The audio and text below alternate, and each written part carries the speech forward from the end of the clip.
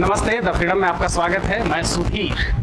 आज एक और भाजपा के बड़े नेता और देश के गृह मंत्री अमित शाह वर्चुअल रैली का आयोजन कर रहे हैं बिहार में। वहीं दूसरी तरफ बिहार के मुख्य विपक्षी दल राष्ट्रीय जनता दल की ओर से विरोध प्रदर्शन का आयोजन किया गया है, जिसके तहत राजद समर्थक, राजद के तमाम नेता थाली बर्तन बजा करके विरोध प्रदर्शन कर रहे हैं, विरोध जता रहे हैं। हम इस समय हैं राजद विधायक रविंद्र सिंह के आवास पर, और अभी आप जो वीडियो देख रहे थे वो अपने आवास की छत पर अपने परिवार के साथ बर्तन बजा करके विरोध जता रहे थे। अब हम उनसे बातचीत करेंगे कि आखिर मसला क्या है, क्यों वो विरोध कर रहे हैं, जब इस मौके पर यह कहा जा रहा है कि राजनीति नहीं होनी चाहिए। तो राष्ट्रीय जनता दल, हालांकि राजनीति वहीं से शुरू हुई है जब अमित शाह खुद एक राजनीतिक रैली करने जा रहे हैं।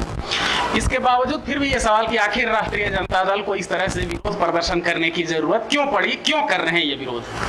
हम लोग इसलिए किया, हमारे आदरणीय नेताजी, प्रतिपक्ष के नेता माननीय तेजस्वी जी ने इसलिए रखा कि एक्चुअली जो नकाब है बीजेपी का नेता का, उसके पीछे असली चेहरा क्या है। क्योंकि हर बार चेहरा को छिपा के और नकाब जनता के पक्ष में, मजदूर के पक्ष में और देश के पक्ष में राष्ट्रवाद का परिभाषा देके ये चाहते हैं कि हम भी एक राष्ट्रवादी हैं, हम ही राष्ट्र के हितगर हैं, बाकी लोग जो राष्ट्र विरोधी है। ये इनके पीछे जो नकाब उड़ते हैं, ये नकाब जो उनका है, हम लोग उतारने के लिए किया है। इनका एक्चुअली मामला में है कि अब ये मजदूर को, आपने सुना होगा अभी जो चिट्ठी जारी हुई है, हमारे आदरणीय नेताजी ने जारी किया है, जो सरकार के द्वारा जारी हुई है चिट्ठी, उसमें मजदूरों को लुटेरा, अपराधी और गुंडा तत्व बताया गया है कि ऐसे लोग ही हैं, इनके आने से हमारे राज्य में ये अपराध कार्य करेंगे। तो जो देश का, दुनिया का तमाम मजदूर, मैं समझता हूँ कि सुई से लेके जहाज तक, चाहे लड़ाकू हथियार हो, चाहे इनके सामाजिक प्रतिष्ठा का सवाल हो, सामाजिक कार्यक्रम में हो, इन गरीबों के द्वारा ही इनकी प्रतिष्ठा और ताज निर्माण किए जाते हैं। उनके देखने का क्या नजरिया है?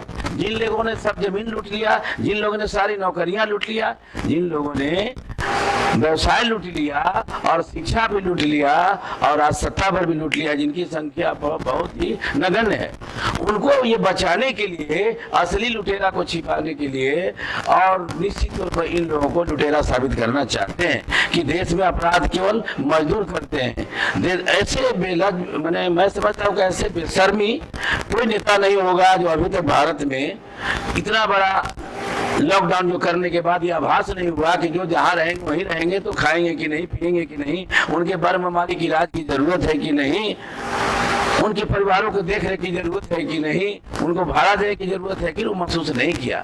आप नोटबंदी में भी देखे होंगे कि आदमी, भारत के प्रधानमंत्री जितना नकाब उड़ते हैं, अपनी माँ को लाइन में खड़ा करा दिया 4-5 हजार रुपया के लिए, लेकिन भारत के कोई पूंजीपति लाइन में नहीं खड़ा हुआ। ये बहुत सा विश्वास पात्र है उन लुटेरे को, जिनका प्रतिनिधित्व कर रहे हैं भारत में सामंत का और पूंजीपति का और ऐसे व्यवसायियों का, जो भारत की जनता के खून पसीना की कमाई को लूट कर अपनी पूंजी बढ़ा रहे हैं। और यही कारण है कि भारत में गरीब गरीब होते जा रहे हैं और अमीर अमीर होते जा रहे हैं। अगर यहाँ काम नहीं था और बाहर ही गए और वहां पे काम से इनको वंचित कर दिया गया, आने में जो कठिनाई हुआ, सबसे दुखद की बात है, एक लड़की 13 साल की लड़की 1200 कोस अपने विकलांग बाप को साइकिल पर खींच के घर तक पहुंचाने का काम किया। इन लोगों ने किस रूप में देखा?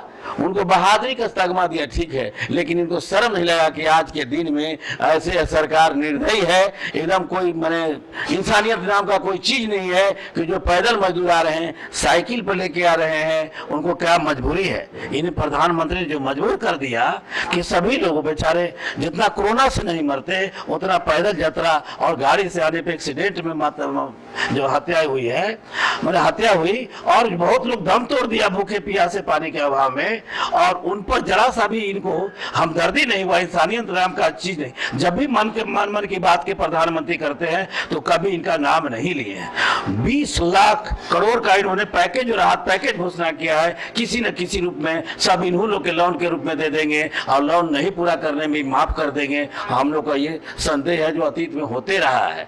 तो मैं समझता हूँ कि ये सरकार अपनी जन विरोधी चुनाव के समय में चेहरा को बेनकाब होने से बचाने के लिए आज अमित शाह जो घोषणा करेंगे देख लीजिएगा। यही बोले थे कि जो 15 लाख रुपया 2 करोड़ का नौकरी देने का कि ये सब चुनावी जुमला था। ये एगो डपुर संघी जुमलाबाजी बोलते हैं और एक घोषणा करते हैं वादा को और ये झूठी वादा करते हैं, उनको जुमलाबाज बताते हैं। ये दोनों का जोड़ी जो भारत में जो मेहनत कश लोगों के जो कष्ट देने का काम कर रहे हैं, मैं समझता हूं कि आने वाला दिन में आप विधानसभा का जो चुनाव है भारत में, खास करके बिहार में, वो निश्चित तौर पर आज का दिन के बाद उनका दिन सब दिन नुकसान होना होगा और जनता इनको करारा जवाब देगी। जिस तरह से इन्होंने निर्दयता का, क्रूरता का परिचय दिया है, जरा सा भी इंसानियत नाम का कोई चीज नहीं है।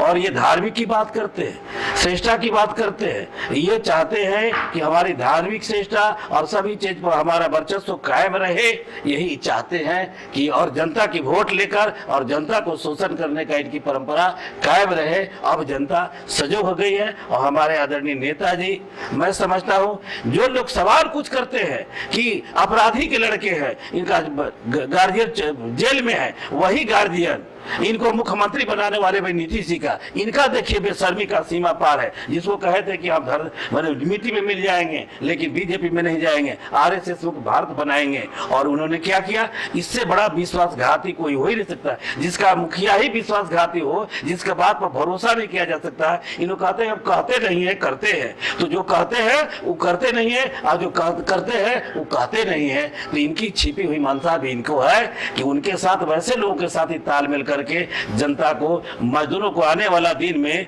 अगर वैसी आर्थिक व्यवस्था नहीं करेंगे जो आत्मनिर्भर हो। देश आत्मनिर्भर तभी होगा जब एक एक परिवार अपना आत्मनिर्भर से मकान बना ले, स्वच्छ शिक्षा प्राप्त कर ले और कठिन स्थितियों में उनको ऐसा सफेद धन हो उनका अपना द्वारा उत्पादन किया जो परिवार का सेवा और शुश्रूषा कर सकते हैं। वो अगर वैसी आर्थिक व्यवस्था का नहीं देंगे तो सब इनका डपर संकी साबित होगा। ये कहीं से रोजगार देने वाले नहीं है, जनता को धोखा दे रहे हैं फिर चुनाव के नजरिए से कि हमको चुनाव फिर में वोट दे दे। लेकिन जनता सजग हो गई है। ये थे राष्ट्रीय जनता दल के विधायक अरवल विधानसभा क्षेत्र से निर्वाचित रविंद्र सिंह, जो बता रहे थे आज राजद ने जो विरोध प्रदर्शन का आयोजन किया था 7 जून को 11 बजे दिन में 11 मिनट के लिए बर्तन बजाने का, उसके बारे में जानकारी दे रहे थे। हमारे साथ जुड़े रहने के लिए द फ्रीडम को सब्सक्राइब करें। धन्यवाद। जय हिंद।